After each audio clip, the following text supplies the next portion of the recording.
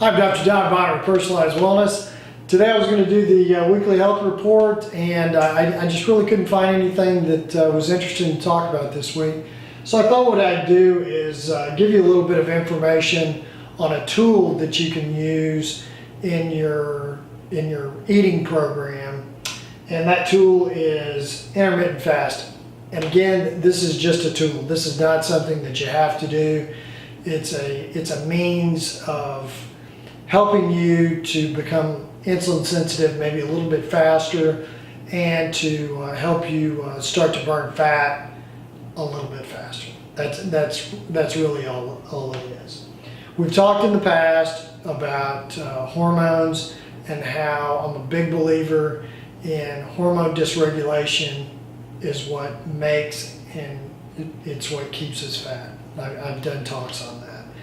And we've talked about what you have to do to become more insulin and leptin sensitive.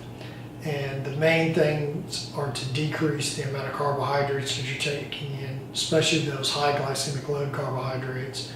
So really what I want you to be doing is eating moderate amount of protein, increasing the amount of fats that you take in, and eating fiber as your carbohydrate.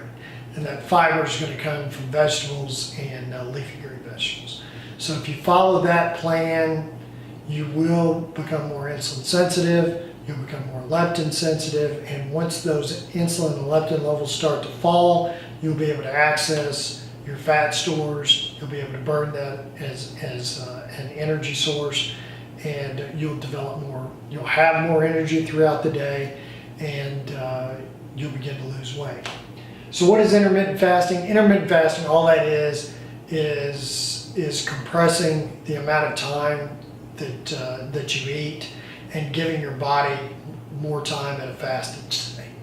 So once your body is in this fasted state, after about 12 hours or so after your last meal, your body will creep into a fasted state.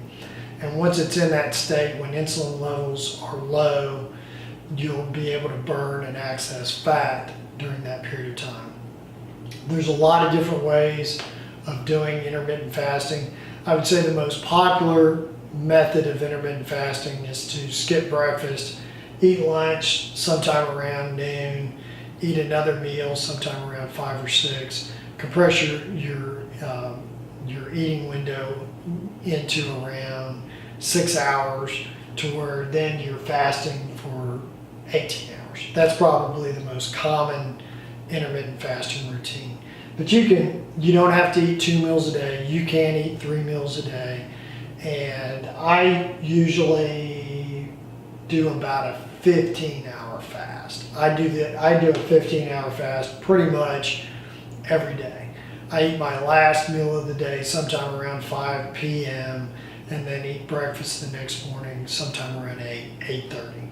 So you're looking at a 15 and a half hour fasting period. But you can juggle that however you want to.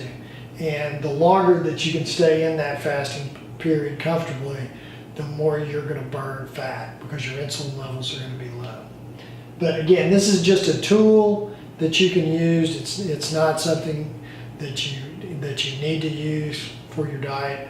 The most important thing that you can do is to get these macronutrients, the amounts correct, decrease those carbohydrates. Got to decrease carbohydrates.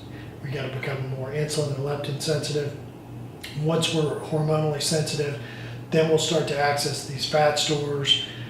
Once we access these fat stores, we'll obviously start to lose some body fat, and we'll have much more energy throughout the day.